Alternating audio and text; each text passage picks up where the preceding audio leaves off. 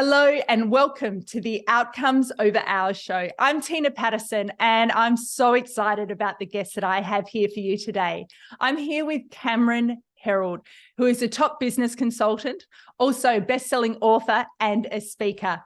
But the thing that has impressed me most is that he's the mastermind behind hundreds of companies' exponential growth as the founder of the COO Alliance, which is the world's leading network for chief operating officers.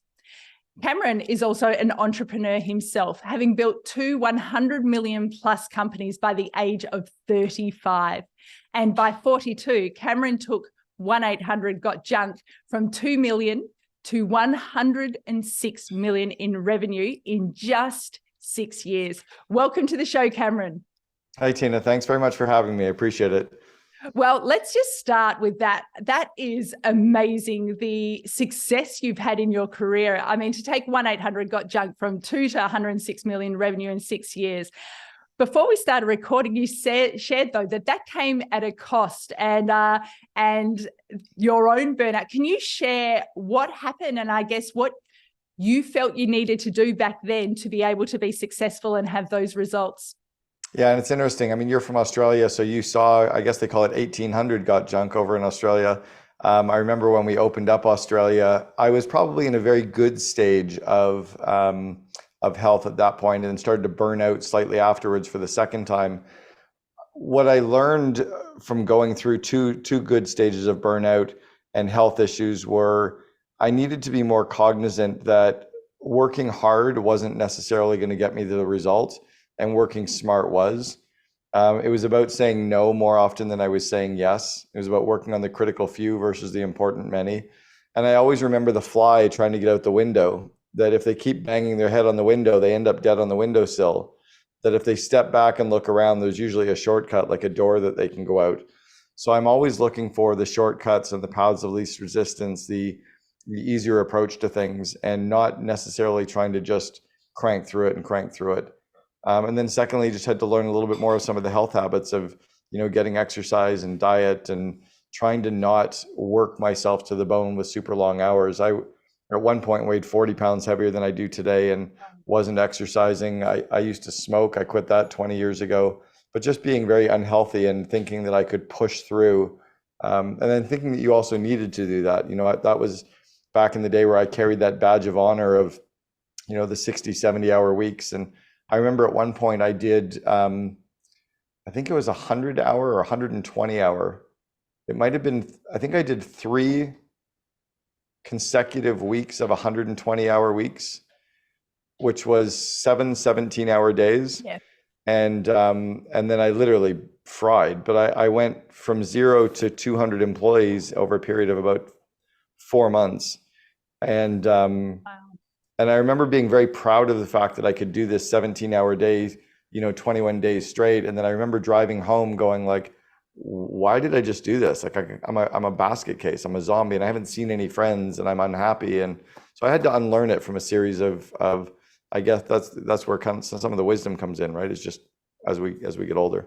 Yeah, you mentioned one of my favorite words just then, which is unlearn. And I talk about this a lot because I think there are things that served us well as leaders over quite a long period, but may not necessarily serve us well now. What are other things that you think that leaders should consider unlearning right now as we are at this kind of tipping point around hybrid work and bringing your whole self to work, looking after yourself? What other things come to mind? I think one of the big ones is that none of this actually matters.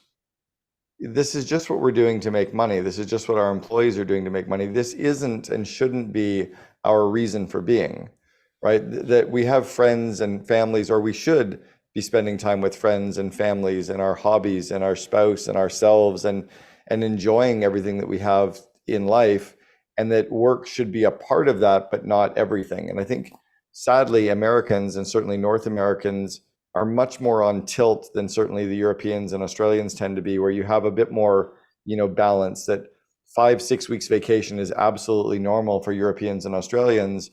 If you're doing that in the United States, you're absolutely the best company to work for in the USA or Canada. Like no one does that. We did it at 1-800-GOT-JUNK So I think one is just for leaders to remember that for everyone who is working for them, it shouldn't be the most important thing.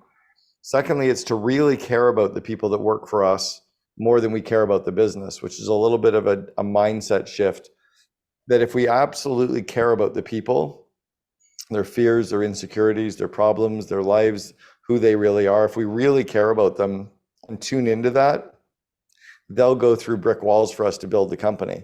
But if all we're focusing on is the goals and the metrics and the playbooks and the, what's not working and driving forward, our employees feel burned out because we're burning them out, right? Yeah. So it's really flipping that script a little bit and focusing on what absolutely matters. Oh, I love that so much. And that's what I've seen also, that the person first mentality of putting the person, whatever's going on in their life, and to be able to help them through that.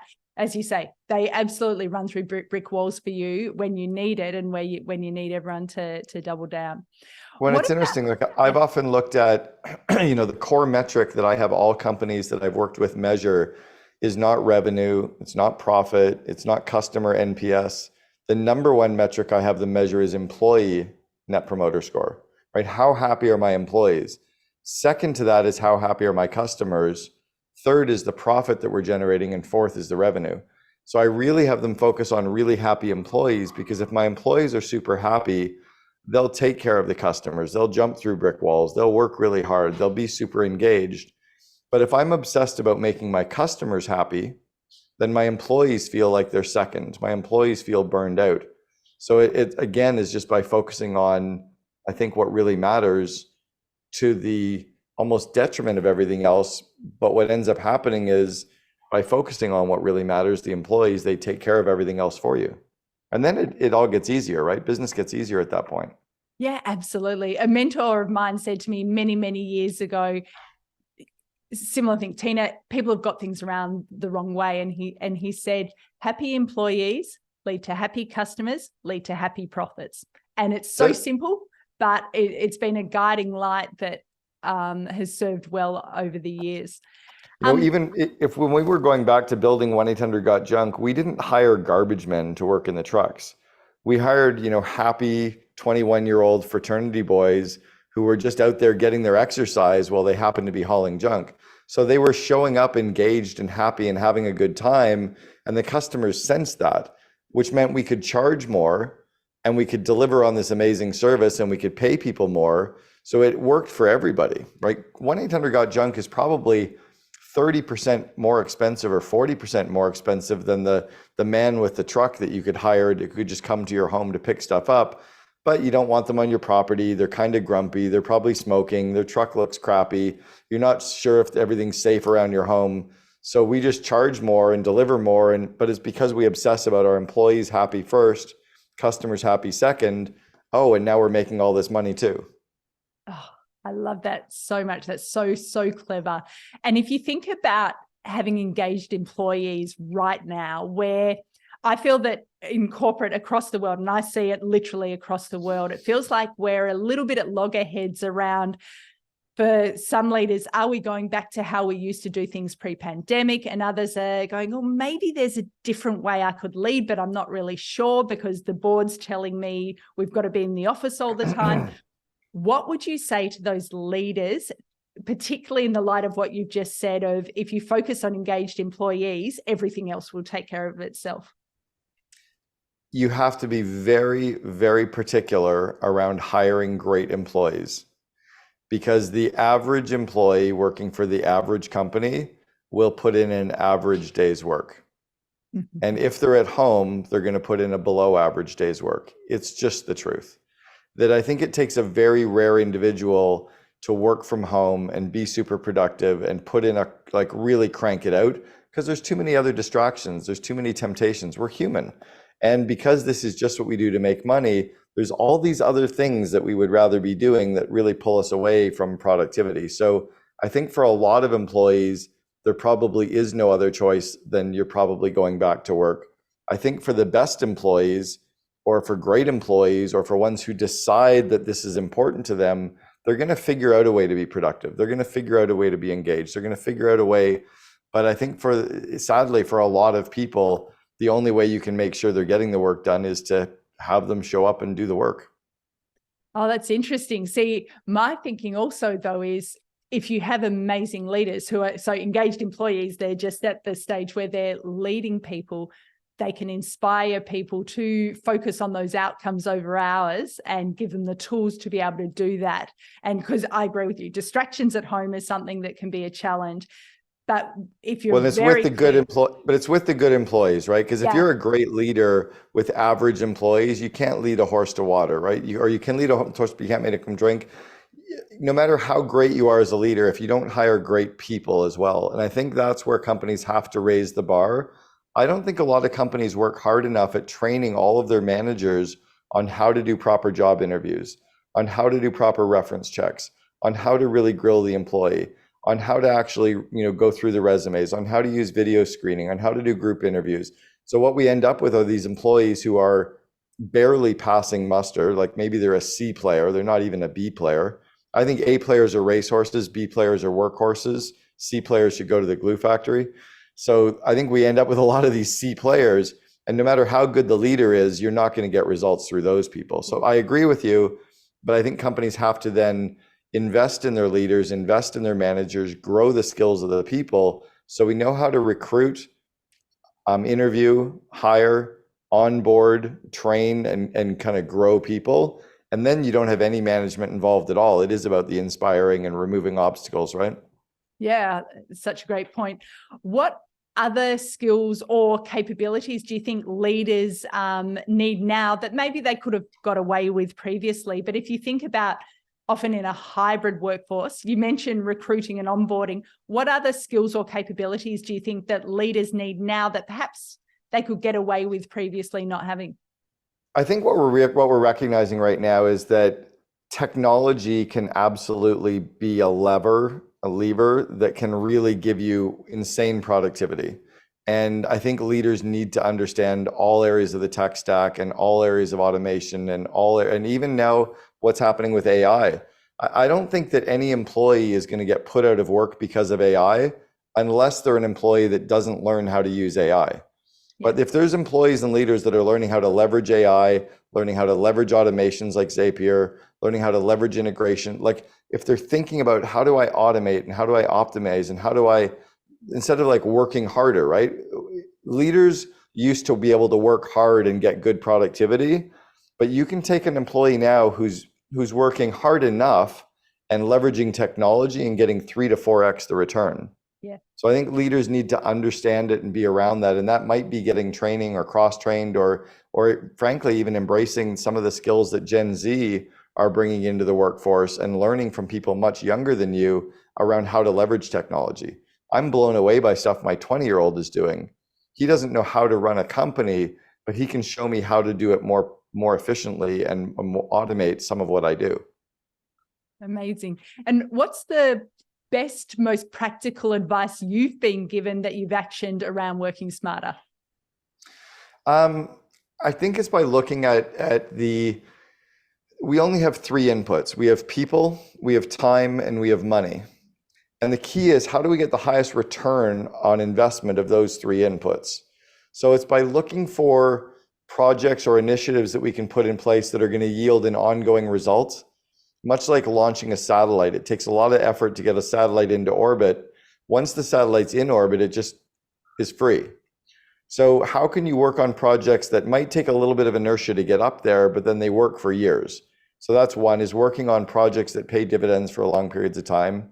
Another one is working on projects or areas of the business that have a low pain in the ass factor, right? They don't require a lot of people, time, or money, but they're going to give us a result.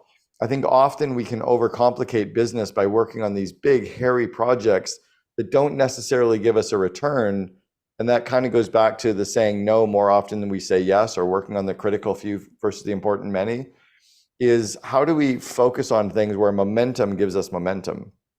And I think as leaders, we need to look for those opportunities inside of businesses. And as companies scale, sometimes the bureaucracy, you kind of have to orbit the giant hairball, right? You got to try to stay away from some of the bureaucracy and stay entrepreneurial inside of these big company environments. I remember about 6 years ago, I was coaching the CEO and the second in command of Sprint. And Sprint is one of the largest telecommunications companies in the world. They were the 82nd largest company in the USA. I was coaching them for 18 months, working with Marcelo Claret, who is CEO, and Jamie Jones, who was his second in command. And I was working with the COO on teaching them how to become more entrepreneurial, like how to become entrepreneurial inside of this massive corporation. And I'm coaching a guy whose base salary was $2.7 million a year, trying to teach him how to unlearn all of the corporate stuff, right? So I think leaders have to look at that we need to unlearn that. And then I guess lastly is we can't get caught in this whole, like, I have 30 years experience, because for many people, that means you have 5 years experience 6 times in a row. I was speaking with a CEO about 6 months ago, and I said, how much training have you had on doing interviews, like on interviewing candidates? And he goes, none, but I've interviewed 100 or so people. And I said, well, maybe you've done all 100 of them wrong. Yep. And he went, holy shit, I'd never even thought of it. So we need to sometimes unlearn some of what we've learned, or recognize that we don't have 30 years of experience. We just have 30 years that we've been working. Absolute gold in there, Cameron. Thank you. And obviously, you work with COOs in particular. And as I said at the start, you've got the world's leading network there. What are the things that at the moment you're coaching your network on, in terms of, if you're thinking about, say, the next decade, of what are the trends that they should be thinking about now? Well, I mean, the obvious is AI, right? Where it's become the real trend. And what I find really interesting around AI is, and it's kind of, the buzz has died off a little bit, but everyone for months was ChatGPT, ChatGPT, yep. ChatGPT. ChatGPT is one AI tool. There's currently 7,227 AI tools that exist, ChatGPT being one of those 7,000 tools. And there's currently 1,989 different tasks that can be done by AI.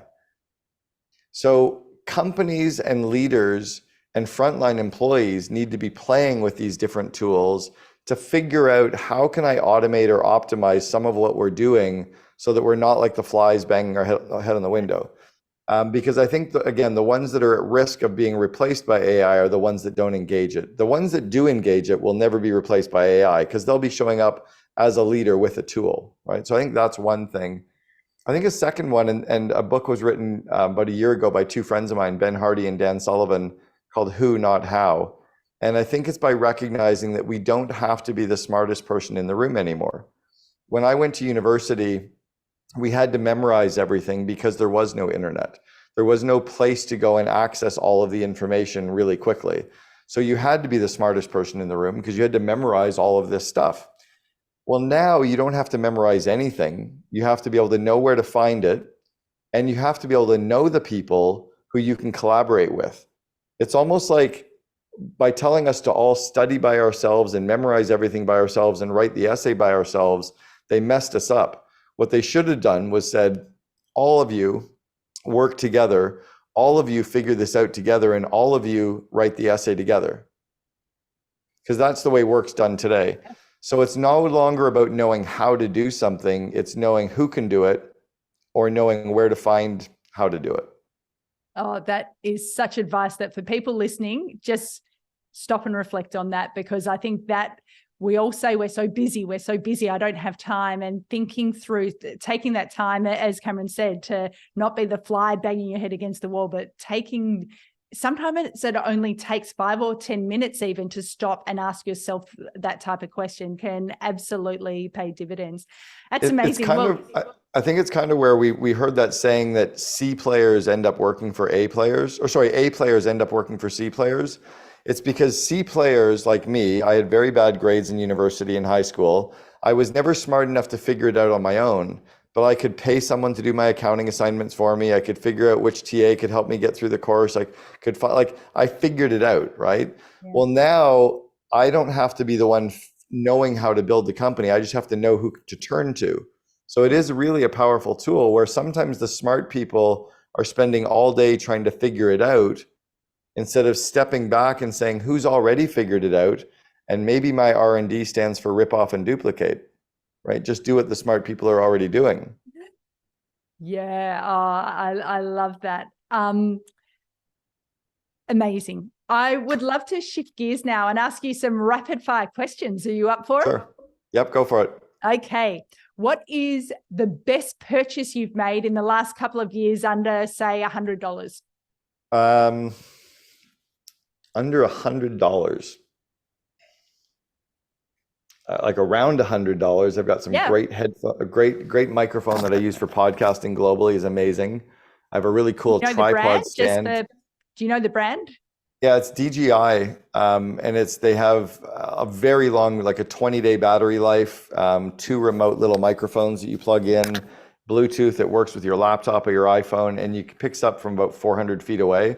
So it's fantastic for sound quality when I'm in Nomad, right, traveling. Yeah, wonderful. And it's about $250. Yeah, we'll sneak it in. And what is the book that you have either gifted or recommended the most to others? It's Endurance by Albert Lansing, about Ernest Shackleton, the explorer who went from the UK to Antarctica and his ship crashed. And my grandfather told me about it 30 years ago and said it was the most influential book he'd ever read. And he was reading books constantly. So I read it and it kind of blew me away. And I was really fortunate to go to Antarctica 2 years ago. My wife and I got to go down there. I was actually paid to speak while I was in Antarctica. So I've now been paid to speak on every single continent. It's kind of fun. That's amazing. Who were you speaking for in Antarctica?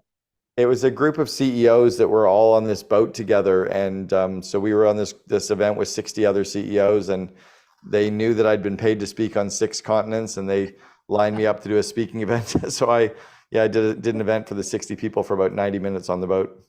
Oh, amazing. Just a quick side, that reminds me of a friend of mine who wanted to run a marathon on every continent. And apparently every second year there's a marathon in Antarctica that you can do.